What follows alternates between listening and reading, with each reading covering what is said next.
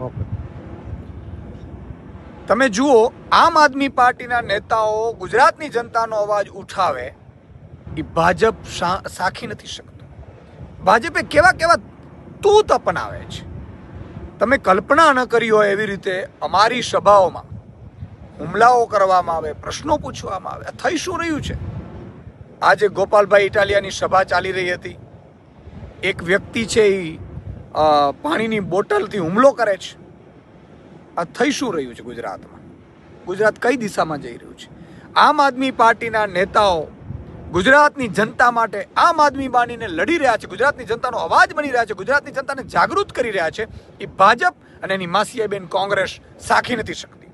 અને એટલા માટે તમે જુઓ, ભાજપ પોતે હુમલો ન કરાવે તો કોંગ્રેસના કાર્યકર્તાઓથી હુમલો કરાવડાવે. વિસાવદરમાં પણ તમે જુઓ, ભાજપ રૂપિયા વેચતી હતી, પણ વેચતા દેખાયા કોણ? કોંગ્રેસના નેતાઓ. આ થઈ શું રહ્યું છે ગુજરાતમાં? આટલી હદે ગુજરાતની જનતાને નફરત કરો છો તમે.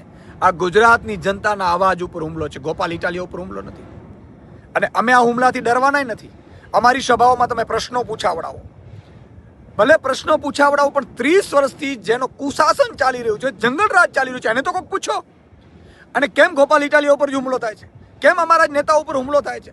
કેમ અમને જ સવાલ કરવામાં આવે છે? નરેન્દ્ર મોદીને કેમ કોઈ સવાલ નથી કરતો? એના ઉપર કેમ હુમલો નથી થતો?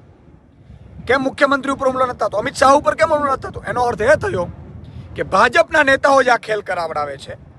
આના બે જ કારણ હોઈ શકે. કાં તો ભાજપના નેતાઓને સરકાર ચલાવતા બિલકુલ આવડતું નથી, જંગલ રાજ થઈ ગયું છે ગુજરાતમાં, બિહાર જેવું રાજ થઈ ગયું છે, અને કાં તો ભાજપના નેતાઓની મીઠી નજરથી થઈ રહ્યું છે. પોલીસ ઊભી છે ને હુમલો થાય. આ હુમલો કરીને તમે એવું કહેવા માંગો છો કે અમે ડરી જશું, અમે ગુજરાતની જનતાનો અવાજ બનાવવાનો ડરી જશું? તમે હળદર કાંડમાં જે ખેડૂતો ઉપર અત્યાચાર કર્યો અને અમારા નેતાઓ ઉપર ખોટા કેસો કર્યા, જેલમાં પૂર્યા, શું અમે ડરી જવાના છે? અમે કેટલીક કિસાન મહાપંચાયતો કરી, આજે ગોપાલ ઇટાલિયા ઉપર હુમલો થયો છે, અમે ડરી જવાના છે? કોઈ ડરવાનું નથી. ગોપાલ ઇટાલિયા અને આમ આદમી પાર્ટીનો એક એક સૈનિક મજબૂતાઈથી બહાર આવશે, મજબૂતાઈથી ગુજરાતની જનતાનો અવાજ ઉઠાવશે. અને તમારામાં તાકાત હોય એટલા હુમલા કરાવી દેજો, તમારામાં તાકાત હોય એટલી જેલ કરાવડાવી દેજો, અને તમારામાં તાકાત હોય એટલા પ્રશ્નો પૂછાવડાવી લેજો. યાદ રાખજો, ગુજરાતની જનતા ભોળી હોઈ શકે છે, પણ અણસમજુ નથી. ગુજરાતની જનતા બધું જાણી રહી છે, તમારા નાટકો જાણી રહી છે. તમારા ઉપર હુમલા નથી થતા, અમારા ઉપર હુમલા થાય છે, એ ગુજરાતની જનતા નથી જાણી રહી. કારણ કે ગુજરાતની જનતાનો અવાજ દબાવવાની આ કોશિશ છે, આ ગુજરાતની જનતાનો અવાજ દબાવવાનું ષડયંત્ર છે. પણ અમે આ હુમલાથી ડરવાના નથી, રોકાવાના નથી. ગુજરાતની જનતાને કહી છે આ જે વ્યક્તિએ હુમલો કર્યો છે એને મુબારક. અમે કોઈ એની સામે ફરિયાદ નથી કરવાના, પણ એટલું જરૂર હું કહેવા માંગીશ, જે પ્રશ્નો પૂછવા આવે છે ને હુમલા કરવા આવે છે, અમે તમારા દીકરાઓ માટે, એના ભવિષ્ય માટે લડી રહ્યા છીએ. અમે તમારા સંતાનો માટે લડી રહ્યા છીએ.